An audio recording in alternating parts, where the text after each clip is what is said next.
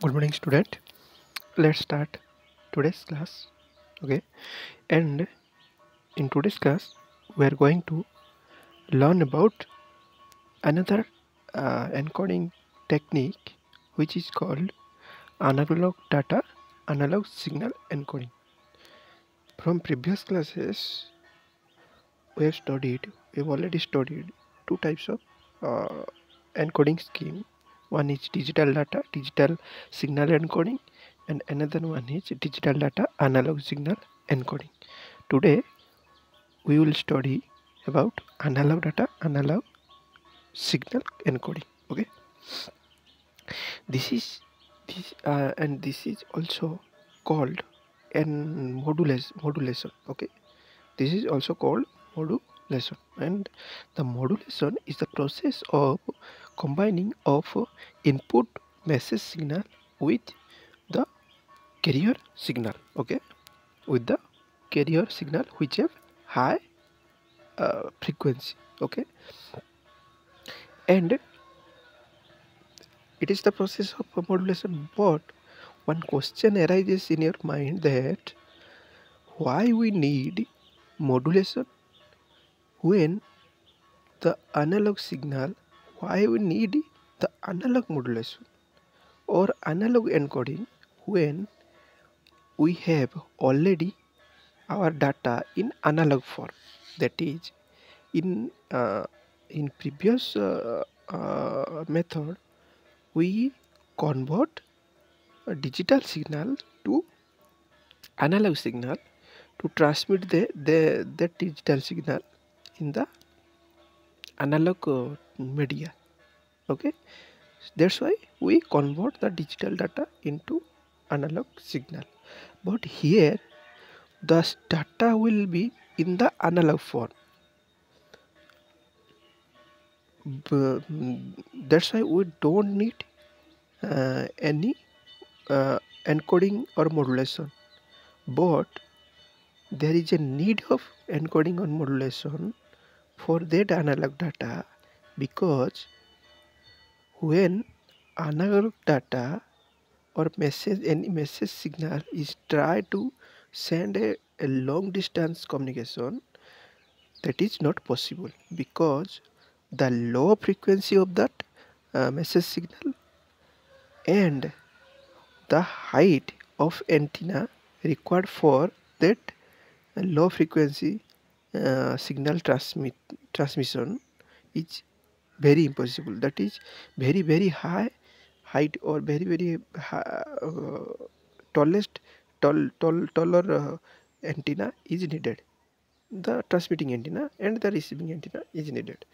That's why we use a very high frequency signal, and we multiply that high frequency signal with our message signal, low frequency message signal, and get a high frequency modulated signal.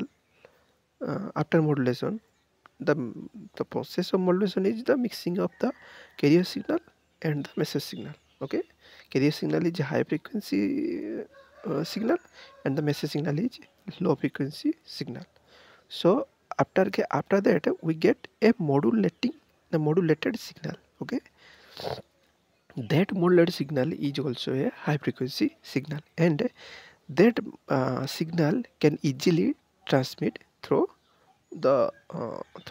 any long distance communication. Okay, there is no problem in there. Okay,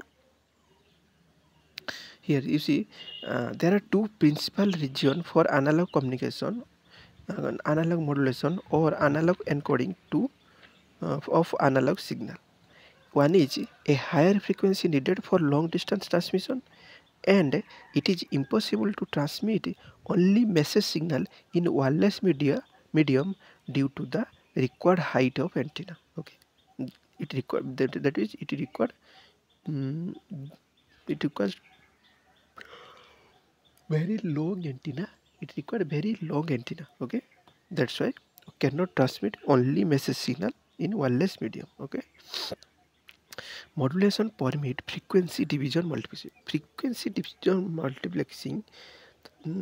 we'll discuss in coming classes. Now you just get a small idea that what is frequency division multiplexing. In frequency division multiplexing, we can transmit the uh, same frequency signal in a simultaneous method. That means we can multiply or added the added not added, we can bundle the same frequency signal but in separate manner, and send them in simultaneously. Okay, that is the technique used only in modulation, or that technique can be used in modulation. Okay, so that's why we need modulation. Okay, and our modulation technique are of three types. Okay, one is amplitude modulation, second one is frequency modulation, third one is phase modulation. Amplitude modulation is called AM, and frequency modulation is called FM, and phase modulation is called PM. Okay, now let us discuss about amplitude modulation. Okay, here in amplitude modulation, the name suggests, the amplitude is modulated. Okay, and remember, in modulation always the carrier signal is modulated, not the message signal. Because if we modulate our message signal or modify our message signal, then then at receiver end we get the wrong message signal or that modified message signal. From that modified message signal, it is impossible to get the original message signal. So we what we do that we modify our high frequency carrier signal and send the modulated signal through the medium to the receiver end, and at the receiver end we separate the carrier signal. Okay, we separate the total carrier signal from the modulated signal, and we get our original message signal. So so that's why our message signal is intact or remain intact between the process of the modulation. Okay, and in amplitude modulation, as name suggests, amplitude is modulated, and here the carrier signal amplitude, the amplitude of the carrier signal is varies with the changing amplitude of the message signal. That means the amplitude of the carrier signal is changed in accordance what?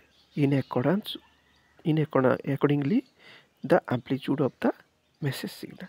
Okay, and the other two parameter, which is frequency and phase of the carrier signal, remain constant.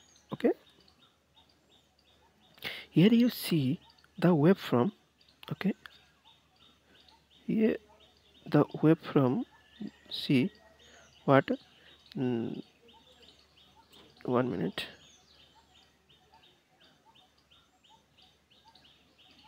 Here you see this is our what, message signal. Okay, and this is carrier signal. See, the frequency is very high. Here the frequency is very high, according or the frequency is greater than the frequency of message signal. Okay, then this amplitude is constant in carrier signal. Okay, and this is the modulated signal. After modulation we get this signal. Okay, see how the modulated signal is shaped like our what, message signal. The amplitude of the modulated signal is shaped like our modulated modulating signal, that is message signal. And this person, okay, this person is one modulating signal and this person is another. That is, here what happened, this is called enveloping. Okay, why enveloping? For recovering the losses. Okay, we send the two portion of our message signal for better efficiency, or for recovering from the losses. Okay, if there is a loss in the medium, we can take second part and fulfill the loss. Okay, so here you see both, one here, one is 180 phase shift. Okay, the both we send the both. Okay, and you see here the amplitude of the carrier signal is varying accordingly with the amplitude of the message signal. Okay, so this is called amplitude modulation. Okay, here see what happened. This is M of T, this is multiplier, and this is C of T, that is carrier signal, which generated by oscillator. Okay, and we get our S of T, that is modulated signal. Okay, this is what this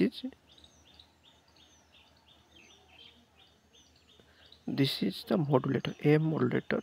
Okay, and the bandwidth of the M signal is the 2 into bandwidth of the message signal. Message signal bandwidth, the double of the message signal bandwidth is the bandwidth of the AM signal. Okay, and now let us see what is frequency modulation.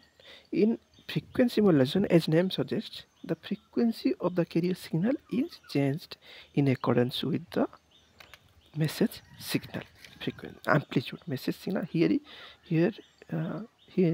the frequency of the carrier signal is modulated to follow the changing voltage level or amplitude of the modulating signal. That means the frequency of the carrier signal changed in accordance with the amplitude of the message signal.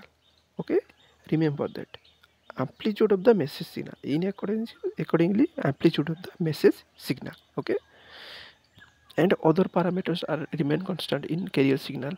That means the amplitude and the frequency.